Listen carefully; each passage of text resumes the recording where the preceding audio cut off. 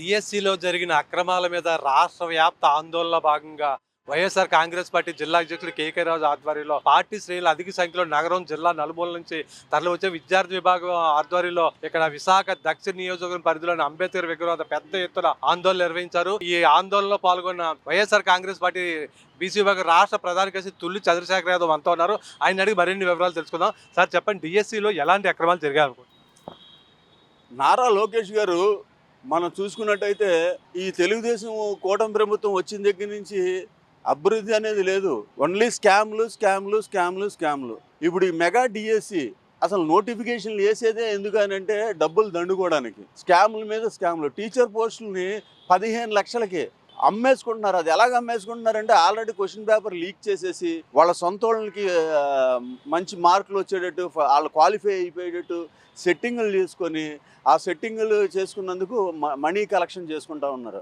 మనం ఇప్పుడే కాదు, ముందు కూడా మనం 2018 ఆ టైంలో ఆంధ్ర యూనివర్సిటీ నోటిఫికేషన్ అప్పుడు కూడా మనం చూసుకున్నట్టయితే రూల్ ఆఫ్ లా పాటించకుండా అప్పుడు చంద్రబాబు నాయుడు గవర్నమెంట్ కూడా అప్పుడు కూడా లోకేష్ ఒక్కొక్క ప్రొఫెసర్ పోస్ట్ని 50 లక్షలు 60 లక్షలకి అప్పుడున్న ఏపీపీఎస్సీ మెంబరు నరసింహమూర్తి, అప్పుడున్న పర్సనల్ సెక్రటరీలు అందరూ కూటమిగా ఫామ్ అయ్యి అప్పుడు కూడా స్కాములు చేసి అది కోర్టుకు వెళ్ళి రద్దు చేయడం జరిగింది. అసలు చట్టం అంటే వీళ్ళకి భయం లేదు. ఉత్తరాంధ్రలో అత్యధిక శాతంగా ఉన్న జనాలు బీసీలు అండి. మనం ఆంధ్ర యూనివర్సిటీలో చూసుకున్నట్టయితే ఆ బీసీలు రాత్రనగా పగలనకుండా రూములు లేకపోయినా చెట్ల కింద అక్కడ ఇక్కడ ఉంచొని డిఎస్సి ఒక టీచర్ పోస్ట్ వస్తే చాలు.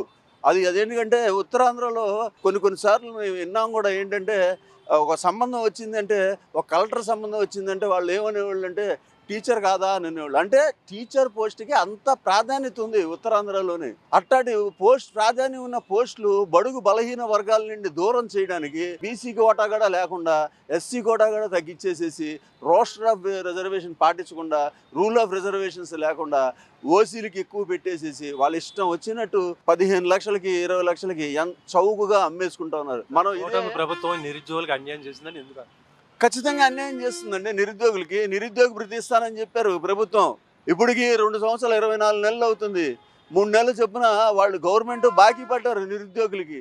ఇప్పుడు దాకా ఏం ఉద్యోగాలు ఇచ్చారు? ఎక్కడైనా ఒక అపాయింట్మెంట్ లెటర్ ఇచ్చారా? నోటిఫికేషన్లు ఇస్తున్నారు. ఆ నోటిఫికేషన్ ఇచ్చిన తర్వాత ఒక కూటమి ఒకలాగా, అంటే ప్రభుత్వమే కూటమి, ఇక్కడ దండుకోవడానికి కూడా ఒక కూటమిలాగా ఫామ్ అయిపోయి వాళ్ళని ఏజెంట్ల కింద ఉపయోగించుకొని ఆ ఏజెంట్ల ద్వారా ప్రతి పోస్ట్కి ఎంత ముందుగా సెట్ చేసేసేయండి అని చెప్పేసేసి అవి సెట్టింగ్ అయితే పరీక్షలు పెడుతున్నారు. లేకపోతే నోటిఫికేషన్ చేసేస్తున్నారు. మేము అంత నోటిఫికేషన్ ఇచ్చాం, పోలీసులకు నోటిఫికేషన్ ఇచ్చాం, టీచర్ నోటిఫికేషన్ ఇచ్చాం, ఇది మెగా నోటిఫికేషన్ ఇచ్చాం. ఎంతమందికి మీరు ఉద్యోగం ఇచ్చారని అడుగుతున్నారు. 2025 డిఎస్సి మెరిట్ లిస్టు, ఈ ఫలితాలకు సంబంధించి మెరిట్ లిస్టు విడుదల చేయకపోవడం కారణం ఏమనుకుంటున్నారు? చేయరు వాళ్ళు. ఎందుకంటే ఇన్ని అవకతవకలు ఉన్నాయండి.